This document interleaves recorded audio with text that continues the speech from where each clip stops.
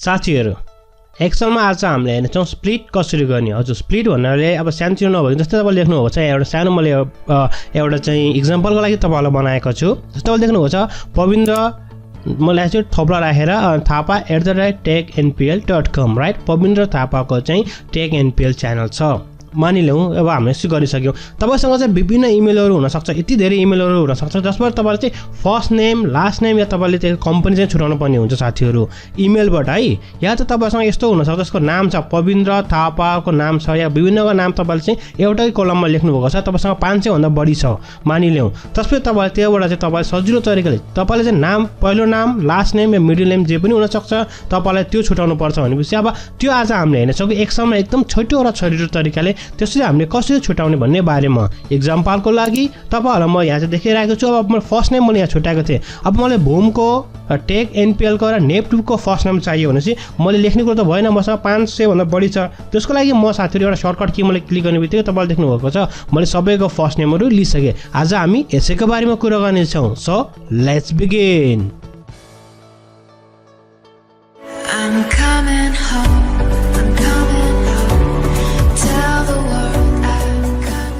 नमस्कार साथीहरु, तपाईहरु हेर्दै हुनुहुन्छ टेकएनपीएल च्यानल र म पविन्द्र। साथीहरु अझै पनि तपाईले टेकएनपीएल च्यानल सब्स्क्राइब गर्नुभएको छैन भने कृपया हाम्रो च्यानल सब्स्क्राइब गरी साथमा रहेको बेल आइकनलाई क्लिक गर्न नभुल्नु होला, किनभने पछि टेक्निकल सम्बन्धी ट्रिक्स र माइक्रोसफ्ट अफिसको कम्प्लिटली ट्रेनिङ भिडियो नेपालीमा लिएर तपाईसँग प्रस्तुत हुने गर्दछौं। साथीहरु अब हामीले हेरौँ कि हामीले चाहिँ कसरी स्प्लिट गर्ने। जस्तै यो चाहिँ एकदमै तपाईलाई काम लाग्न सक्छ। तपाई ठुलठुलो कम्पनीमा हुनुहुन्छ या तपाईले चाहिँ कुनै पनि डाटाहरु यस्तो डाटा छ जसबाट तपाईलाई स्प्लिट गर्न पर्ने छ, उसको नाम हुन सक्छ, फोन नम्बर हुन सक्छ, या तपाईले कुनै डाटा एक्सट्र्याक्ट गर्नुभएको छ कहीँबाट तपाईले वेबसाइटबाट ल्याउनु भएको छ या स्पेसिफिक डाटाहरु तपाईलाई चाहिँ स्प्लिट गर्न पर्ने हुन्छ। यो चाहिँ तपाईको आफ्नो चाहिँ जुन प्रोफेसनल अनुसार या तपाई जहाँ हुनुहुन्छ त्यो अनुसार भर पर्छ। तर बेसिक चाहिँ हामीले जुन आज सिक्ने छौं त्यो चाहिँ अब सेम नै हो। साथै जस्तै मैले तपाईलाई पहिले देखाइसकेको छु। जस्तै मैले यहाँ चाहिँ पविन्द्रको छ, जस्तै हामी यहाँ मलाई छुटाउनु पर्यो भने त मलाई गाह्रो नै हुन्छ। अब मैले लेख्नु कुरो भने यहाँ चाहिँ मसँग चाँडो छ, चाँडो भन्दा मैले भूम बुढा लेखौँला, सिम्पली सकौँला। तर मसँग 500 भन्दा बढी भन्दा I don't want to waste my whole life right. अब यसको लागि हामी चाहिँ कन्ट्रोल+ मैले ई मात्र गर्छु साथीहरु। कन्ट्रोल+ ई भनेको सर्टकट हो। कन्ट्रोल+ ई गर्ने बित्तिकै तपाईले देख्नुभयो यो अटोमेटिकली फिल गरिसके। तर यो कन्ट्रोल+ ई मात्र गरे त भएन।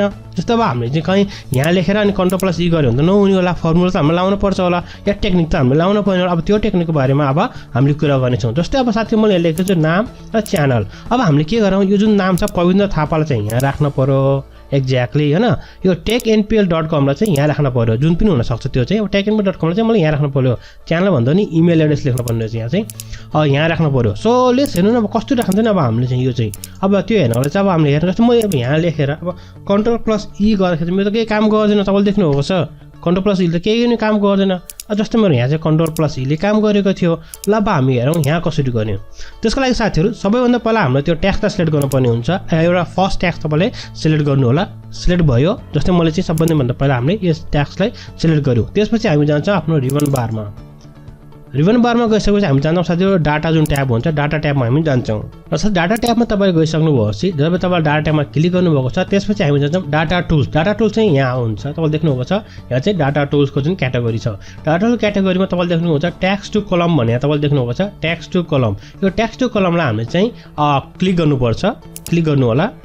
जब तपाईले टेक्स्ट टु कलमलाई क्लिक गर्नुहुन्छ तपाईसँग यस्तो खालको एउटा इन्टरफेस आउने छ।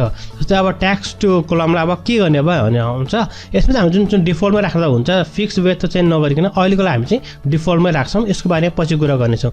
त्यसपछि तपाईले चाहिँ तल देख्नुभएको छ यहाँ चाहिँ तपाईले चाहिँ प्रिभ्यूजहरु देख्न सक्नुहुन्छ कि जस्तो कस्तो खालको प्रिभ्यूहरु छ। त्यसपछि हामी चाहिँ सिम्पली हामी नेक्स्ट गरौँ। हामी यहाँ पनि केही पनि गर्नु पर्दैन, हामी सिधा नेक्स्ट गर्छौँ। र साथीहरु जब हामी नेक्स्ट गर्छौँ नेक्स्ट गरिसके तपाईसँग यस्तो खालको एउटा अप्सन आउँछ। तपाईले देख्नुभएको छ स्टेप 2 हो यो चाहिँ। तपाईले देख्नुहुन्छ सबैभन्दा पहिला हामी ट्याबमा राखेका छौँ भनेपछि मैले चाहिँ अब डटलाई यहाँ चाहिँ गरेको ट्याक्स जुन हाम्रो थियो ट्याक्सलाई हामीले केले भेरिफाई गर्नु म चाहिँ यहाँ चाहिँ डटले गरिराखेको। तपाईले देख्नुभएको थियो म डट राखेको थिएँ। डट किन चाहिँ पविन्द्र थापा चाहिँ थियो, हामी डटले गरेका थियौँ। अब हामीले चाहिँ केलाई गर्छौँ पविन्द्र थापा @ लाई हामीले युज गर्न पर्यो, किनभने चाहिँ हामीले चाहिँ टेक.com लाई हटाउनु पर्ने छ राइट साथीहरु। @ लाई युज गर्नको लागि हामीले के गर्छौँ भनेपछि अब यहाँ हामीसँग सेमिकोलन त छैन, कमा पनि छैन र स्पेस पनि छैन। त्यसपछि हामी चाहिँ अदरमा क्लिक गर्छौँ। अदरमा तपाईले क्लिक गर्ने साथ तपाईले चाहिँ यहाँ चाहिँ लेख्नु होला अब @ र साथीहरु मलाई एरर लेख्ने बित्तिकै तपाईले देख्नुभएको छ यसले चाहिँ प्रिभ्यू तपाईलाई देखाउँछ जुन चाहिँ मैले सिलेक्ट गरेको छु त्यसको प्रिभ्यू देखाउँछ कि अब दुईटा कलम हुन्छ अरे यो चाहिँ पविन्द्र थापा देखि हुन्छ एउटा र अर्को चाहिँ सेलमा जान्छ tech.com राइट जुन पनि छ अब हैन इमेल एड्रेस हुन पर्ने हो tech.com मा जान्छ त्यसपछि हामी चाहिँ यसलाई नेक्स्ट गर्छौं साथीहरु नेक्स्ट गर्नु हो तपाईले लास्ट स्टेपमा तपाईले यस्तो सोच्छ कि अब तपाईको चाहिँ फाइनल तपाईले राख्ने कहाँ जस्तै अब हामीले यो जनरल हो हाम्रो ट्याक्सहरुमा या डेटहरुको पनि मोडिफाई गर्न सकिन्छ जुन तपाईले अगाडि देख्नु भएको छ अहिले चाहिँ हामीले जनरलमै राखिरहेका छौं र हामीले चाहिँ अब राख्ने कहाँ जस्तै अब यसले डेस्टिनी सोच्छ तपाईले राख्ने कहाँ जस्तै हामी चाहिँ अब डलरको साइन लगाएर तपाईले देख्नुहुन्छ डलरको साइन भनेको चाहिँ यो सी चाहिँ चेन्ज नगर्नको लागि हामीले डलरको साइन लगाइन्छ जुन सी सेललाई चेन्ज नहोस् सी सेल चाहिँ त्यसलाई हामीले डलरको साइन लगाइन्छ जुन पछि आउने भिडियोमा हामीले हेर्ने छौं साथीहरु जस्तै अब हामीले सिम्पली जाउँ जस्तै त्यसपछि हामी राख्ने कहाँ डेस्टिनेसनको लागि हामी चाहिँ यो जुन रातो देख्नु भएको छ नि साथीहरु यसमा तपाईले क्लिक गर्नु होला जब क्लिक गरेपछि यसले यही समातेको छ हाम्रो यो त चाहिएको हैन यही माथि हामीले राख्नु त हैन नि त हामीले त अन्त राख्नु पर्छ कहाँ राख्नु पर्छ भनेपछि तपाईले देख्नु भएको छ यहाँ राख्ने हामीले राइट त्यसो तपाईले यहाँ क्लिक गर्नु होला सबभन्दा जुन तल जुन नामको तल जुन छ सेल त्यहाँ क्लिक गर्नु होला जब तपाईले त्यहाँ क्लिक गर्नुहुन्छ यहाँ देख्नु भएको छ $F आइसक्यो र 5 मा चाहिँ F को चाहिँ 5 हामीले क्लिक गरेका छौं द्याट इनफ त्यसपछि फेरि यो सानो तपाईले देख्नु भएको छ यसमा टच गर्नु होला यहाँ तपाईले क्लिक गर्नु होला क्लिक गरेपछि यस्तो खालको चाहिँ फाइनली आउँछ हाम्रो डेस्टिनी अलरेडी चेन्ज भइसकेको छ र अब हामी जान्छौं फिनिशमा बुम देख्नुभयो साथीहरु फिनिश भनेबित्तिकै हामी देख्नुभयो अब चाहिँ मेरो नाम आइसकेको छ र च्यानल आइडी भनौं जस्तो त्यो पनि छ अब इमेल आइडी या च्यानल आइडी त्यो पनि अलरेडी सेपरेट भइसकेको छ तपाईले देख्नुभयो साथै pavindra.thapa@technpl बाट हामीले चाहिँ अब सिलेक्ट गर्यौं फर्स्ट नेम पनि हामीले लेख्यौं उसको नाम चाहिँ पविन्द्र रहेछ अब जस्तै फुल नेम भनौं जे भए पनि पविन्द्र थापा रहेछ उसको फुल नेम भनेपछि उसको च्यानल या इमेल आइडी चाहिँ technpl.com रहेछ राइट र साथीहरु अब त्यसैगरी अब हामीले चाहिँ यिनलाई फ्ल्याश सेल पनि गर्न सकिन्छ जस्तै हामीले चाहिँ Ctrl+D नगरिकिन जस्तै हामीले Ctrl+D नगरिकिन हामीले चाहिँ डिफरेन्ट तरिकाले पनि यिनलाई चाहिँ फ्ल्याश गर्न सकिन्छ जसको लागि हामीले चाहिँ जानुपर्ने हुन्छ हाम्रो रिबन बारमा जानु होला रिबन बारमा तपाई जानुभएपछि जस्तै तपाई होममा पनि जान सक्नुहुन्छ तपाईले देख्नुहुन्छ यहाँ फिलमा तपाईले टच गर्नु होला र जस्तै फ्ल्याश फिल पनि तपाईले गर्न सक्नुहुन्छ फ्ल्याश फिल गर्नुभयो भने पनि तपाईले सजिलो गर्न सक्नुहुन्छ अहिले हेर्नु यहाँ चाहिँ फ्ल्याश फिलको प्रब्लम आयो किन आयो प्रब्लम सी त प्रब्लम किन आयो भने साथीहरु जस्तै हामीले यसले चाहिँ अगाडिको हेर्छ के यो भन्दा अगाडिकोलाई हेरेर ल्याउने हो अगाडि जुन हुन्छ नि हाम्रो एउटा कलम यहाँ चाहिँ खाली छ र साथीहरु मैले यो किन बनाएको भने साथी जहिले पनि हामीले चाहिँ